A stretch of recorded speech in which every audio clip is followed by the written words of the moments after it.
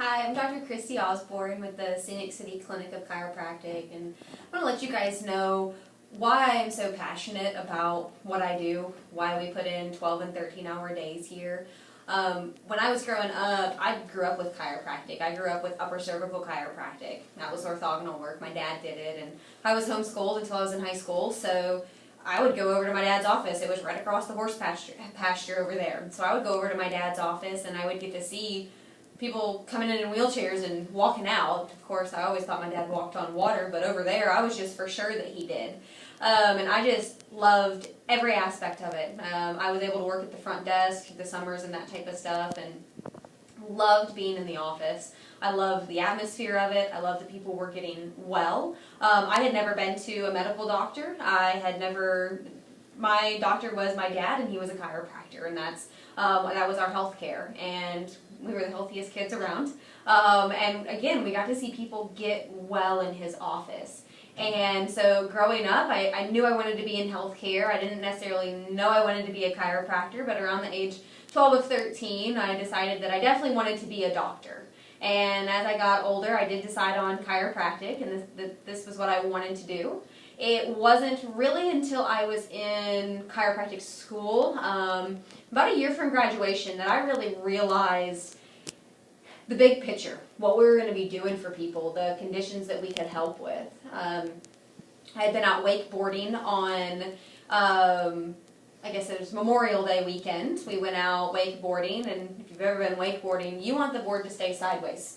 My board got flipped forward, and the front lip of it got caught in the water, and I went into the water about like that, and ended up with a concussion. My head was turned sideways, and I was seeing stars. My inner ear was throbbing. I was nauseous, throwing up afterwards. We ended up obviously getting off the lake and left, and Dr. Todd was out of town at the time, and so I was like, well, which is my dad, and he was out of town at the time, so I figured I would just wait till he got back, and then I would get adjusted.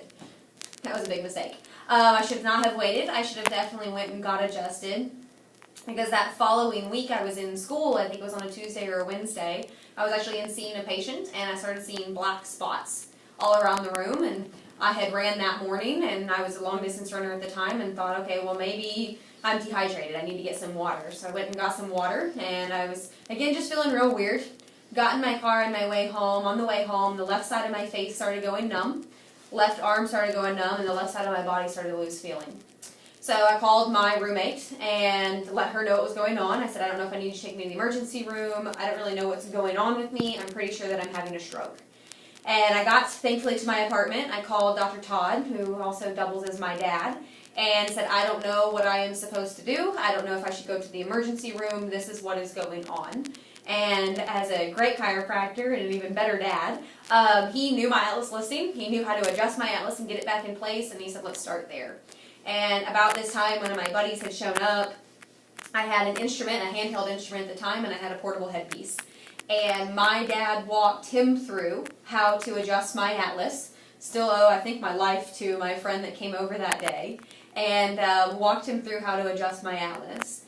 Got my atlas in place. I had not even flipped from my side to my back before I started getting feeling on my left side again. The left side of my face was droopy. It was not responding at all. I was asking my buddy, hey, I'm smiling. My face is moving, right? And he's going, yeah. It was not moving at all. So I was losing function very fast on one side of my body. And it was not seconds after I got my atlas back in place. That feeling started coming back. My left arm feeling came back, side of my face. All of that came back. And it was really then that I realized how much we can help people and how much this affects life. When your atlas is out of place, when you have subluxations, you are cutting off life. And the number of people that will end up at the emergency room, I'm extremely educated about this area, and I still was going to go to the emergency room. If I would have went to the emergency room, they probably would have had no idea what was going on with me. They would have thought I was having a stroke just like I did.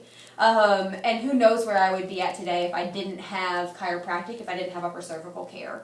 And so that right there is why I'm so passionate and why I tell as many people about this as I can, why we work the hours that we do in here, why we are so passionate about helping people live their life to the greatest potential.